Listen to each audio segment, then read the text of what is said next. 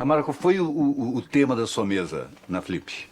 Bom, dividi o espaço ali com o Ricardo Lísias, que é um escritor super conhecido também.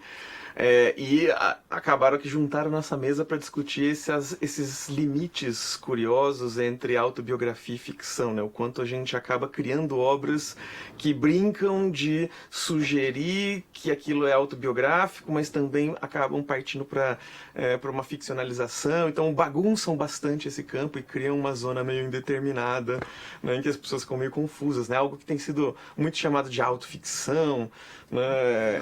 Mas que é um novo nome para algo que existiu desde sempre, né? Porque o autor que eu mais estudei a vida inteira, o James Joyce, no Ulisses, por exemplo, foi o que ele mais fez. Ele colocou tudo o que ele viveu naquelas 700 páginas cifrado, né? Ele se dividiu em vários personagens e foi projetando sobre essas figuras tudo que ele viveu. Uhum. E esse seu primeiro livro aqui, que agora tem esse título, de Se Eu Fosse Pura, ele é autoficção? Então, não, esse daqui, aí essa é uma questão curiosa, né, porque eu escrevo, era um blog onde eu falava sobre minhas experiências como trabalhadora sexual, falava ali sobre como os clientes nos tratam, né, como que era ficar ali seminua, lidando com a noite, lidando com os carros passando, com os olhares, né, com todo o medo, né, que gira em torno ali desse trabalho.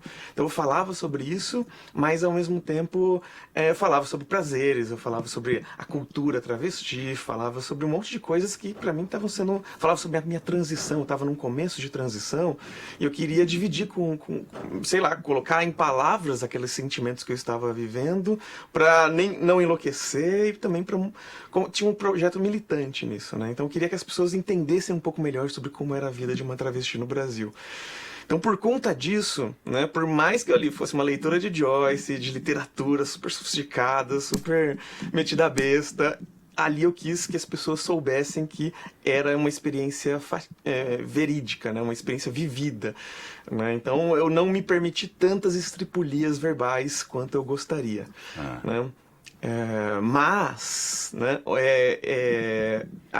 hoje em dia, assim, eu tenho até pensado assim, né, o quanto eu me expus nesse texto, né, e o quanto... Porque, assim, eu falo sobre coisas muito íntimas, né, eu falo sobre sexualidade de uma forma muito livre. E aí eu fico me perguntando, hoje ainda é tranquilo pra mim lidar com isso, mas eu fico me perguntando quando eu for uma senhorinha de 90 anos, se eu ainda vou lidar de boa. Você vai achar engraçado. Será que eu vou ser a Hebe Camargo ou a Dulce Gonçalves, né? Você vai ser entre as duas ali, com certeza, com certeza. Você, em algum momento aqui, você disse que você não sabe se você... escrevia para se prostituir para escrever. Né? Sim. É isso? Foi uma brincadeira ali, né? Porque, de alguma forma, né, acho que eu sempre quis ser escritora desde a adolescência, assim, eu já me programava, já ficava ali pensando qual vai ser, né, o emprego, o trabalho que eu vou ter para poder ser escritora. Cogitei os típicos, né? Diplomacia, não sabia que era tão difícil como era em épocas atrás, né? Mas aí eu fui desistindo e decidi que eu ia ser professora universitária, né? Então eu fui lá fazer letras, mestrado, doutorado, só que acabaram as carreiras universitárias no país nesse meio tempo, e aí eu fui tendo que me reinventar, né? Então, virei professora de cursinho, escritora, palestrante, né? E tudo isso para, de alguma forma, ir conseguindo pagar meus boletos e ter tempo livre para poder escrever a obra que eu quisesse, assim, né? Eu não queria escrever nada pressionada pelo mercado, ou porque tá na moda esse tema. Eu queria escrever o que tivesse dentro de mim ali, pulsando. Claro. E aí acho que isso veio justamente quando eu comecei a minha transição, né? Acho que eu fiquei ensaiando um começo na literatura a vida inteira, fiquei treinando, traduzindo poesia estrangeira, né? Ouvindo os conselhos dos concretistas, né? Eu gostava muito desse pessoal ali de ficar exercitando, né, o trabalho com as palavras, brincando com as palavras, né? Mas parece que eu não tinha um tema, não tinha sobre o que falar, parecia que o que falar era irrelevante. E aí quando começa a minha transição, né, e mais do que a transição, né, quando eu me aproximo desse espaço que é a prostituição, um espaço tão maldito, um espaço que atravessa a vida de todo mundo de alguma maneira, mas a gente tenta fingir que não tem nada a ver com isso, né, joga ali para debaixo do tapete. Quando eu me vi nesse espaço, parece que eu encontrei o meu tema, né? E aí era isso, né? Cada coisa que eu via ali eu queria trazer imediatamente pro papel. Cada coisa que eu via, que eu vivia, me impelia a escrever. E ao mesmo tempo, em algum momento eu já não sabia se eu estava continuando ali para continuar escrevendo ou se eu continuava escrevendo para continuar indo. Assim, né? Eu fiquei muito nessa dúvida, que, sei lá, não sei se um dia eu vou resolver essa resposta, né? Aham. Se eu fosse puta, né? Por que virou se eu fosse pura? Por uma questão mercadológica? Então, perceba que na capa, né, dá pra ver as duas palavras ainda. A gente fez isso. uma gambiarra aqui, né? Claro. Porque o que acontece é que quando a editora me lançou, né, quando eles me procuraram, eles tinham um livro publicado, era uma editora muito pequena, né? Então foram conversar com livrarias para ver se as livrarias bancariam a palavra puta, e uma grande livraria aqui de São Paulo falou: a gente banca, né? E aí, com uma grande livraria do lado, decidimos, e já que era uma editora pequena, então tá, vamos fazer isso. Só que entre a primeira edição e a segunda edição, né, foram 2 anos decorrendo, teve algumas tiragens nesse meio tempo, mas foram 2 anos até uma mudança, né? E aí a editora foi comprada por uma editora maior, que tinha mais noção de mercado, que tinha diálogo com mais livrarias pelo país inteiro. E aí, sondando essas livrarias, né, do país inteiro, elas falaram: ó, com esse título a gente só consegue vender, só garante que vai vender no virtual, no site. E aí isso me sobrecarregaria para a venda do livro, né? Então, porque eu vendi livros do tempo inteiro, né? Eu carregava a mala cheia em cada palestra que eu ia e no final fazia lá uma sessão de vendas, de autógrafos, né? Só que, então, onde eu estivesse, levava o livro comigo. Mas isso tornava o livro muito refém de onde eu conseguia estar, né? Presencialmente. E era bom que o livro estivesse também em lugares onde eu não chegasse, né? E na livraria pequenininha de uma cidade do Cafundó do Judas, que esse livro pudesse estar lá também, né? Porque de alguma forma eu acredito na literatura como se nos nossos corpos ainda não podem chegar em determinados espaços, se eles ainda não vão ser bem recebidos, se vai ter hostilidade, vai ter ali resistência, talvez os nossos livros possam chegar antes e ir mudando isso, né? E abrindo as mentalidades, abrindo as portas, criando brechas para que a gente possa chegar ali. Então, para mim era essencial que o livro chegasse em lugares mais longes, né? E aí a gente fizeram a proposta de tirar a palavra puta. Eu falei: não, tirar nunca. Mas eu aceito fazer uma gambiarra aqui, né? Eu falei: quero que seja um negócio do PowerPoint, não, do Paintbrush. Eu quero que pareça um Paintbrush, assim, um R, me parece uma rasura mesmo, assim, né? Para ficar marcado. Eu chamo essa edição de edição errada, inclusive, porque tem um R, assim, um errão ali. Né? Legal. E aí a gente brinca com isso, né? E é engraçado que o livro vendeu mais depois que a gente fez essa mudança, né? Parece que a família brasileira conseguiu finalmente lidar com ele depois essa dessa edição mudança. está esgotada, inclusive, né? Tá esgotada. Tá esgotada. A gente tá pensando agora o que fazer com uma nova edição, né? Se a gente retoma o título original, se a gente mantém esse título, se busca uma outra solução ainda. Então, Claro. tá batendo cabeça a respeito disso. A gente lendo o livro, a gente percebe que tem muita hipocrisia, tem uma coisa meio de violência, né? Parece que os homens não sabem tratar muito bem disso, né? Quando querem fazer sexo, e por isso tem engembrado uma coisa de violência. Tem muita dor, aquela coisa de dor e delícia. Não sei o que pesa mais, a dor ou a delícia dos prazeres sexuais na vida de uma trabalhadora sexual? Sim. Olha, acho que teve um misto de coisas, né? Como essa profissão é uma profissão muito... Ela está presente em todas as grandes cidades, até as pequenas, né? Mas não existe um centro de especialização, não existe um curso profissionalizante, né? Não existe um manual de instruções. Como fazer para ter tantos intercursos sexuais diários sem se machucar, né? Sem ter uma lesão? Como fazer isso da melhor maneira possível, né? E não tem um site, um blog com essas informações, então a gente vai aprendendo na marra, né? E acabou que eu me machuquei nos primeiros programas que eu fiz, né? E demorei para perceber que era algo mais sério, que necessitava de uma intervenção médica. Então fui lá forçando, né? Tentando achar que aquilo era frescura, que uma hora ia passar a dor, que ia voltar a ser gostoso como era no passado longínquo, quando eu não cobrava, né? Então acho que esse elemento mudou bastante coisa. Se eu não tivesse sentido dores, se eu não tivesse me machucado, acho que eu brinco até, que eu teria sido muito mais puta do que eu fui, assim, eu teria estado muito mais presente lá, teria tido muito mais histórias para contar, mas o fato de ter me machucado fez com que eu não conseguisse escrever ou viver tanto quanto eu gostaria, né? E hoje, né, hoje eu tenho mais noção do meu corpo, da minha sexualidade. Hoje eu saberia detectar mais precocemente que alguma coisa estava errada, né? Eu conseguiria ter intervido antes, né? E eu acredito que o livro, se eu fosse escrever hoje esse livro, ele teria uma cara muito diferente, né? Ele teria, acho que conseguiria contornar esse problema e conseguiria escrever algo mais gozoso, assim, né? Mais prazeroso, né? Escancarando essas hipocrisias, mas também as delícias que a gente encontra, vive ali naqueles espaços. Lógico que sem abrir mão em momento algum de falar das violências que a gente encontra ali também, né? Mas hoje em dia, de alguma forma, quando eu olho para o livro, né, eu me admiro muito com os momentos de putaria, de sexualidade ali exacerbada, né? E eu fico me lamentando que eu tive que escrever tanta coisa dolorosa, e uma parte dessas coisas dolorosas foram justamente porque eu me machuquei num mundo que não sabe falar sobre sexualidade, né? Então, num mundo em que as pessoas muitas vezes têm que recorrer a um trabalho sexual sem serem apresentadas propriamente a essa atividade, né? Tem a coisa do machucado da alma também, não é? Ah, quando tinha alguns machucados que não era físico, né? Não é físico.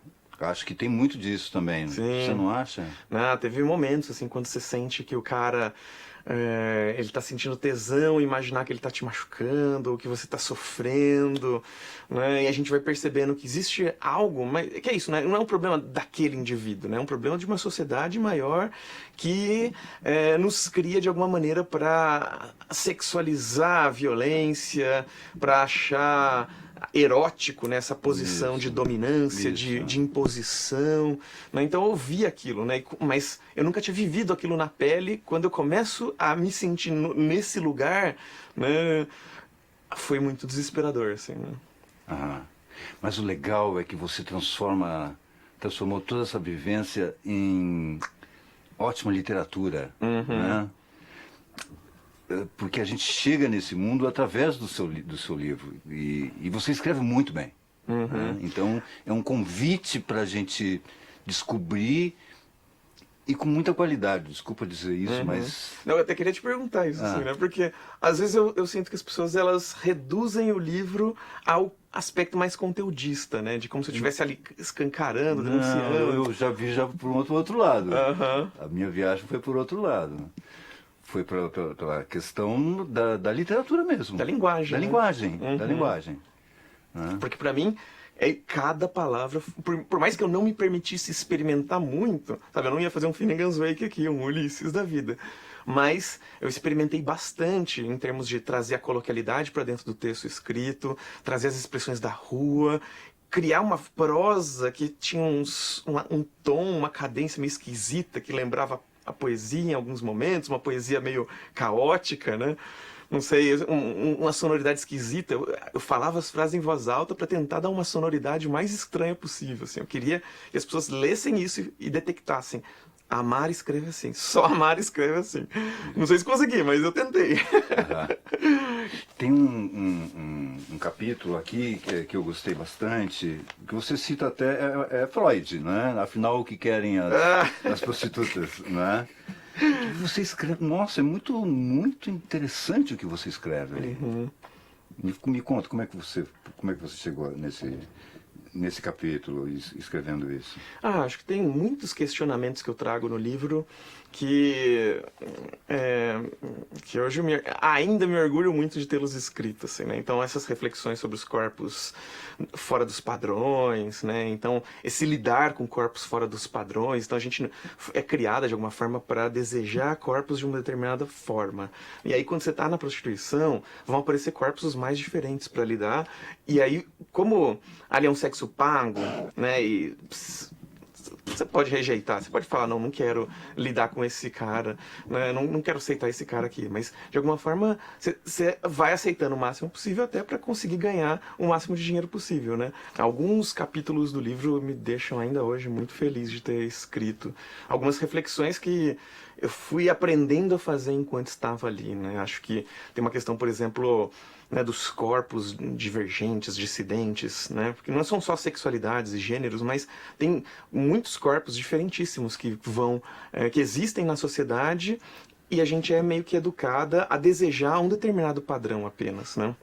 ali um padrão branco, um padrão cisgênero, um padrão magro, né? Então, ou seja, vai ter algumas especificidades desse corpo, né, que a gente vai aprender a desejar, vai aprender isso aqui significa beleza, e o que foge disso é algo que a gente deve considerar feio, por exemplo, né? Indesejável, né? Só que o fato de socialmente aquilo ser designado como feio não impede que as pessoas desejem aquele corpo ou sintam atração por aquele corpo, mas faz com que essa atração, esse desejo sejam envergonhados. As pessoas tenham meio que, eu tenho vergonha de desejar. A travesti vive muito isso, né? Porque faz décadas que a gente existe aqui na sociedade brasileira, quase um século talvez, mas as pessoas elas procuram a gente ali na calada da noite, sem ninguém ficar sabendo. Então a gente está vivendo desse dinheiro há muito tempo, né? Esse dinheiro está viabilizando a nossa existência há muito tempo. No entanto, as pessoas ainda não têm tanta coragem de falar publicamente que elas realmente nos desejam, né? Então esse jogo de hipocrisias, né, que é um problema que não é individual, né? É um problema que é coletivo. E aí, acho que as vivências da prostituição, elas foram me mostrando isso, né? Nesse capítulo, né, afinal, o que querem as prostitutas, né, acho que eu estava ali pensando, né, como esse olhar da prostituta sobre a sociedade ele é tão revelador, né? Como a sociedade tem a aprender com a gente caso pare para nos escutar, né?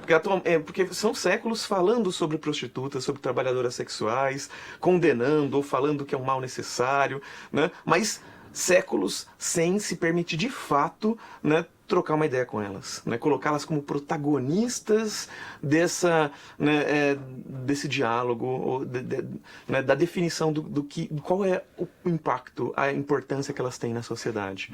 Então, falam muito sobre nós, mas ouvem pouco o que a gente tem a dizer, e acho que nesse livro eu tentei puxar para esse lado, assim, né?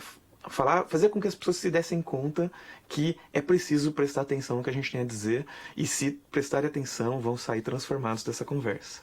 Você é ativista pelos direitos das pessoas LGBTQIA+, e também das trabalhadoras profissionais do sexo. Né? Como é que está essa questão hoje em dia no Brasil, das trabalhadoras do sexo? E dos trabalhadores também, Sim. Olha, acho que a gente tem várias etapas, né, dessa luta, né? A gente tem momentos, né? Eu estava lá, um momento protagonizado pela Gabriela Leite, que foi uma liderança fundadora do movimento, não foi sozinha que fundou, mas foi uma das figuras que fundou o movimento de prostitutas no Brasil, né? E aí ela fez as primeiras propostas, né? Ela, junto com o Fernando Gabeira, fizeram primeiras propostas de alteração do Código Penal para criar uma legislação que fosse menos ambígua com relação ao trabalho sexual, né? Algumas alterações foram sendo feitas no Código Penal. O Código Penal é o mesmo de 1940, né? Mas ele vai sendo alterado aos pouquinhos por leis pontuais, né? E algumas alterações foram feitas que, de alguma forma, nesse meio tempo, né, tornaram, de algum modo, melhoraram em alguns pontos e pioraram em outros, né? Então, a lei ainda é muito vaga, é muito ambígua, né? E por mais que a prostituição não seja criminalizada no Brasil, o que a gente percebe é que existe uma criminalização do entorno. Então a prostituição não é crime, mas favorecer a prostituição, seja lá o que isso signifique, né, é crime. Então, se você ajudar alguém, der dinheiro para alguém comprar uma passagem para ir se prostituir em outro lugar, você está favorecendo a prostituição. Se você deixar que alguém exerça a prostituição no seu apartamento, né, isso pode ser favorecimento de prostituição, mesmo que você não ganhe nada com isso. Está escrito lá, tendo ou não tendo ganhos, né? E aí, um dos problemas, das implicações desse tipo de legislação é que a gente tem uma dificuldade enorme para conseguir alugar espaços para morar. Porque se o proprietário aluga sabendo que é uma trabalhadora sexual, né, ele pode ser implicado nisso legalmente. A lei é muito vaga e permite que essa pessoa seja implicada, né? E aí, o que eu te pergunto é, quem é o grupo populacional que a palavra prostituta está escrita na testa, né? são as travestis, que são justamente as pessoas mais afetadas por dificuldade de conseguir uma moradia, né? Um aluguel. Né? Eu, com todas as blindagens que eu tinha carteirinha de doutoranda da Unicamp, né? Tinha um trabalho, era CLT, né? Eu sou CLT ainda, sou professora de cursinho, e no entanto, mesmo assim, fui procurar emprego, demorei horrores para conseguir Mas qual a justificativa de não... Eles simplesmente, quando eu falava para eles, eu sou uma transexual, sou uma travesti, os meus documentos vão estar em um nome, mas me tratem no feminino, por favor, eles respondiam dizendo, infelizmente a vaga já foi ocupada e não temos mais nenhum apartamento na faixa de preço que você está procurando. Era assim que respondiam os e-mails. Né? E eu, com todas as blindagens, tinha essa dificuldade. Imagina as pessoas que não têm essas blindagens. A gente fica muito refém, né, de casas de pensão, de cafetinagem, né, de condições precárias de moradia, né, que muitas vezes a travesti paga o mesmo que eu pago atualmente num aluguel, né, para morar, dividir um quarto com 10 pessoas. Né? Essa é uma questão também muito delicada. Né? Se ela conseguisse acesso fácil à moradia, o que ela paga para morar nas pensões, né, ela pagaria uma kitnet em qualquer cidade do Brasil. Né? Mas ela não tem essa oportunidade, porque está escrito prostituta na testa dela. Né? E a lei é vaga o suficiente para impedir que ela consiga um aluguel em função disso. Então, é esse tipo de lei que a gente busca. Né? E como é que as implicações dessa condenação indireta da prostituição pelo Código Penal acabam afetando em grupos populacionais inteiros. Tem tirinhas da Laerte. Sensacional, Muriel, né? Tem uma dela, aqui. tem uma que eu gosto muito, que é o do mecânico. Você viu? Aquela é a mais fabulosa. Né? Então, essa aqui, ó. No começo, era muito divertida, o cara contando histórias, né, das viagens. Como é que foi ela participar aqui do livro? Como é que foi isso? Olha só, a Laerte é uma amiga querida desde o começo da minha transição. Assim, né? A gente se aproximou por acasos da vida. Né? A gente se viu em algumas festas da Daspu, que ela fazia camisetas para a Daspu, que era uma marca de prostitutas. Né? E eu fui em umas palestras que ela estava dando na USP, quando estava no comecinho da minha transição, tiramos fotos, e aí a gente foi meio que se aproximando. Ela foi acompanhando no início da minha trajetória ali, né, como escritora, como militante, né? E aí um dia eu cheguei para ela e falei, olha, eu vou publicar em livros daqui, queria saber se você toparia fazer um desenho para capa ou para dentro do livro. Aí ela falou que estava sobrecarregada, não conseguiria, mas ela tinha algumas tirinhas da Muriel que falavam sobre prostituição, né? E ela cederia essas tirinhas pro livro. Ela escreveu, inclusive. Aí eu pedi pra ela fazer uma contextualização, né? Exatamente. E aí, qual que é a coisa, né? Quando eu peguei as tirinhas, eu falei, caramba, essas tirinhas falam sobre mim, né? Falam sobre o meu livro. Eu perguntei pra ela, isso aqui foi inspirado no meu blog? E ela falou, isso aqui existe muito antes de você aparecer na minha vida. E aí... Não, ela coloca questões incríveis aqui, né? Nossa. Eu acho que muita gente deve se identificar com as questões que ela coloca aqui.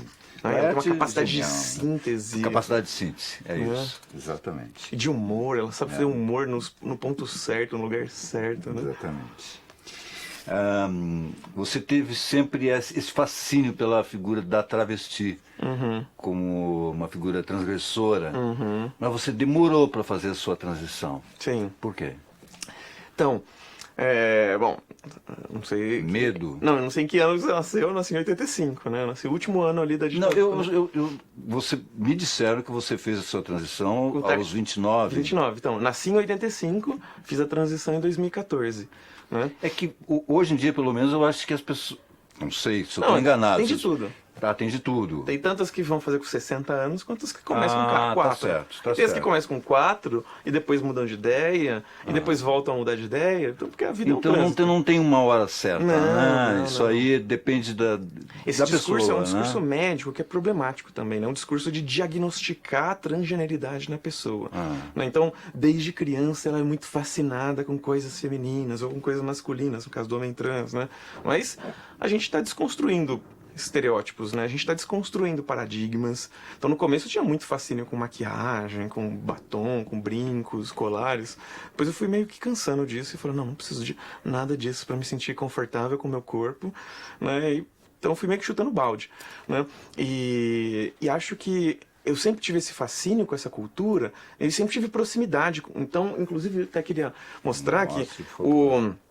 um livro que eu publiquei ano passado, né, é o meu, aqui nesse livrinho, né, tem o meu monólogo, a primeira versão do meu monólogo em Bajubá, uma versão expandida dele vai sair ano que vem pela Companhia das Letras, uma versão de 200 páginas, né, mas aqui também tem 20 poemas que eu escrevi, né, 20 poemetos travessos, Neca mais 20 poemetos travessos. E esses 20 poemetos, boa parte deles são do começo do século XXI, assim, 2005, 2006, né, até um pouco antes da minha transição. Boa parte deles são de antes da minha transição.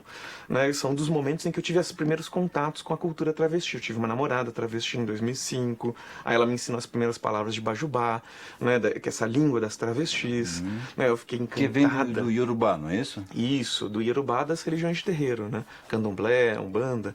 E aí essas palavras, né, essas religiões permitiam que as travestis estivessem ali presentes, não eram como as religiões cristãs, né? E aí as travestis meio que se apropriavam dessas palavras usadas ali no ritual e começaram a criar uma língua própria a partir disso, né? Bajubá, em Yorubá, significa É segredo. Bajubá que fala, não é Pajubá? As duas é uma língua oral, assim, não tem versão tá. certa, né? É. Então é Amapoa, Amapoa, Amapoa, sabe? Então, cada pessoa, cada região. Eu aprendi com o Bajubá lá atrás, tento me manter ali as raízes, assim, né? Por mais que. Caiu até no Enem aí de anos, Opa. há poucos anos atrás. E né? vai voltar a cair agora, né? Vai voltar. Vai voltar. Caiu em 2018 e vai voltar a cair de novo. Vai assim. voltar.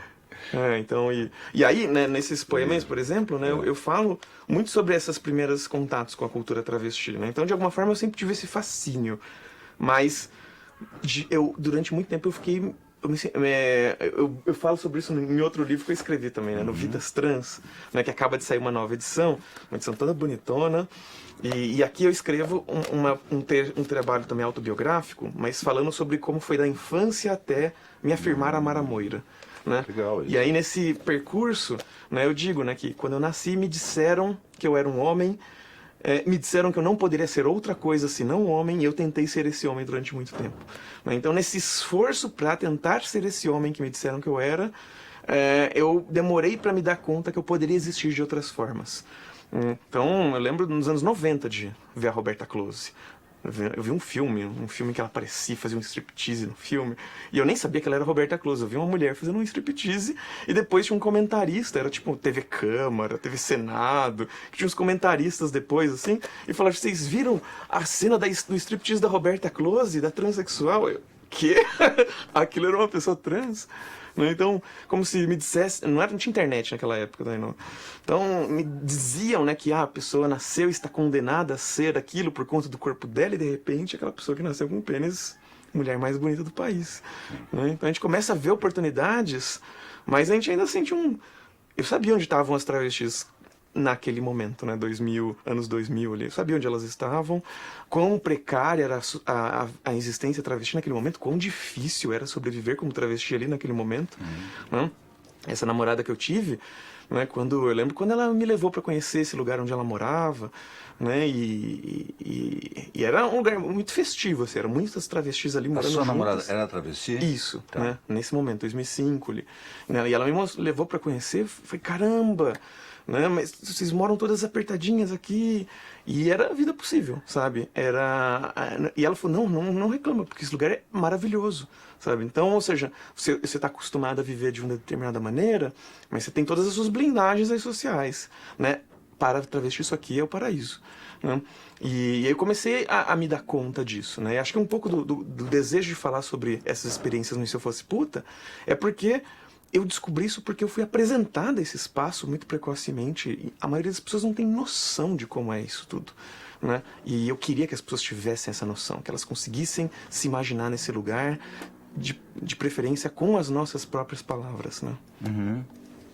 Eu vi uma entrevista sua de 2017, eu acho, que você diz nessa época que você costumava naquela época sair vestida de uma maneira mais discreta, sem maquiagem, com medo de violência verbal ou física. Sim. Isso melhorou ou não? Ah, bom, é isso. Por exemplo, eu namoro uma travesti agora, né, e a gente tem uma relação, e ela é o oposto de mim, sabe? Ela é toda feminina, toda bonitona, sabe? Toda dentro dos padrões. Ela tem dificuldade para andar de metrô na cidade, porque os caras passam a mão nela, os caras vêm, dizem coisas, ficam perseguindo ela no metrô. Então, ela é um corpo que se destaca, que chama atenção, e por ser percebida como uma travesti, né, então é como se a sociedade autorizasse qualquer tipo de abordagem, né, em relação a ela. Né? Então, o corpo dela se torna um corpo público, né, seja ela prostituta ou não, né, independente da pessoa. E aí, a travesti que passa um pouco mais discreta, né? E assim, não é porque eu tenho mais passabilidade, não é porque me leem como uma mulher cis, não é só por não ser essa figura que chama tanta atenção, né? Que está mais dentro desse padrão, dessa feminilidade exacerbada, né? Desse salto alto, dessa maquiagem, desse batom, por não estar me aproximando muito desse lugar, né? Acaba que eu não atraio tanta atenção e eu consigo viver um pouco mais tranquila, né? Então eu consigo, baixo a cabeça, não percebo que as pessoas estão olhando para mim, estão me apontando, talvez estejam me apontando, talvez estejam fazendo piadinhas, mas eu consigo passar um pouco mais batida, né? Acho que foi um pouco da minha maneira de ir me relacionando com a cidade, né? De se defender também dessas agressões. Sim, sim. Mas, de alguma forma, é isso, né? Eu precisei construir formas de não perceber como as pessoas estavam me tratando, me olhando, me apontando, para sobreviver também, né? Porque se eu ficasse percebendo isso, eu entraria em depressão, assim. Eu lembro quando eu vou no supermercado, né? Aí tô com uma amiga e a minha amiga vira pra mim, como é que você aceita as pessoas te olhando dessa forma? E aí é um momento que eu me dou conta que as pessoas estão me olhando de alguma forma esquisita, né? Então eu preferia não saber pra conseguir tocar minha vida como se nada tivesse acontecendo. Para as pessoas terem contato com a sua literatura, como é que faz, assim? Alguém fica, eu gostaria de ler tal coisa, eu gostaria de ler, por exemplo, esse livro que você tem aqui, porque agora, esse aqui está em... Esse tá nas tá livrarias nas livrarias, todas. né? Como é que faz? Procura na internet? Olha, esse daqui deve ter... Vidas Trans. Vidas Trans. A luta de transgêneros brasileiros em busca de seu espaço social. É um livro, cada capítulo é de uma pessoa trans. Então tem um texto meu, tem um texto do João Neri, que é um ícone do movimento trans no Brasil. Tem da Márcia Rocha, que é uma advogada super conhecida. E o Tarso Brant, que é um ator, um homem trans. Né? Então esse daqui dá para encontrar em qualquer lugar, uma editora grande e astral cultural. Então, ou seja... Qualquer livraria deve ter um... Esse aqui deve ter naquele estante virtual, hein? Tem poucos, tá acabando. É mesmo, tá acabando. Então, corram lá. Antigamente dava para encontrar mais fácil, inclusive a versão original sem o R. Agora vai ficar cada vez mais difícil. Né? Mas tem o meu pequenininho também, o NECA mais 20 Poemetos Travessos, e esse a editora vende apenas no site dela ou em algumas lojas que ela tem parceria. Né? Então, qual é o site? Sexo da Palavra, né, é o nome da editora. O Sexo da Palavra. O Sexo da Palavra.